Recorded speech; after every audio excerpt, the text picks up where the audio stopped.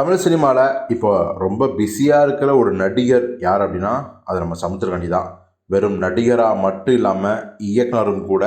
ஆனால் இயக்கம் அப்படிங்கிறது அப்பப்போ தான் பண்ணுவார். ஏன்னா நடிக்கிறதுக்கே அவருக்கு டைம் சரியில்லை. ஏன்னா தமிழ்லேயும் சரி, தெலுங்குலேயும் சரி, மலையாளத்துலையும் சரி, கன்னடம் சரி, எல்லா லாங்குவேஜும் ரவுண்டு கட்டி அடிக்கிறாரு. ஸோ அதாலேயே அவருக்கான டைம் இல்லை. ஸோ இதாலேயே கெட்டச்ச கேப்பில் மட்டும் படத்தை இயக்கிட்டு இருக்காரு. இதெல்லாம் ஒரு பக்கம் இருந்தாலும் பெரிய பெரிய ஹீரோக்களுக்கும் பார்த்திங்கன்னா படம் நடிச்சிருக்காரு.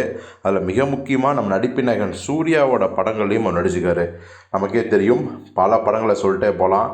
அதில் மிக முக்கியமான படம் நம்ம வெங்கட் பிரபு இயக்கிய மாசு என்கிற மாசிலமணி. இதில் சமுத்திரக்கனி தான் வெளிலாம் நடிச்சிருப்பார். இப்போது சமுத்திரக்கனி அவர்கள் சூர்யாவை ஒரு விஷயத்துக்காக புகழ்ந்து தள்ளினவர் சில சூர்யாவின் ஹேட்டர்ஸுக்கும் ஒரு மெசேஜை சொல்லியிருக்காரு.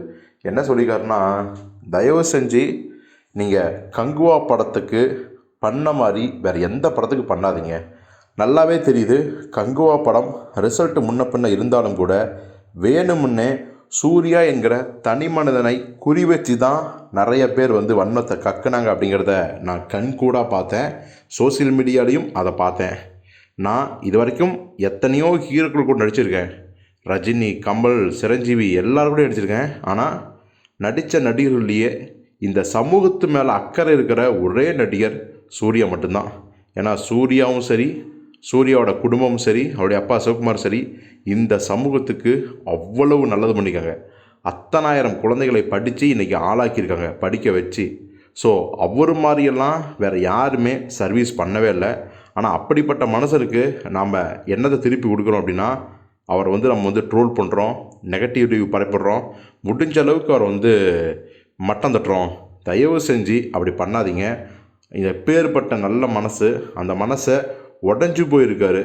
ஏன்னா நிச்சயமாக 2.5 வருஷம் உழைப்பை போட்டு படம் வெற்றி தோல்வி அதெல்லாம் வேறு. ஆனால் தேவையில்லாமல் அவரை கிண்டல் பண்ணுறதோ மட்டம் தட்டுறதோ நிச்சயமாக சகிச்சிக்க முடியல. அப்படி பண்ணுறது வேறு எந்த ஹீரோட ரசிகர்களாக இருந்தாலும் சரி, அந்த ஹீரோக்களுக்கும் நாளைக்கு இதுதான் நடக்கும். ஸோ தயவு செஞ்சு சூர்யாவோட மனசை புரிஞ்சுங்க. சூர்யா என்கிற நல்ல மனிதனின் மனசு நோகாமல் நடங்க அப்படின்னு சமுத்திரர்கள் சொல்கிறாரு. எல்லாத்துக்கும் மேலே சூர்யா இதுக்கெல்லாம் பார்த்திங்கன்னா முடங்கி போய் உட்கார்ற கிடையாது. பீனிக்ஸ் பறவை மாதிரி வேறு லெவலில் மீண்டும் சிங்கம் மாதிரி சிலுத்தெழுந்து வருவார். நீங்கள் பார்த்துக்கிட்டே இருங்க அப்படிங்கிறதையும் சவாலாகவே சொல்லியிருக்காரு நம்ம சமுத்திரக்கனி அவர்கள்.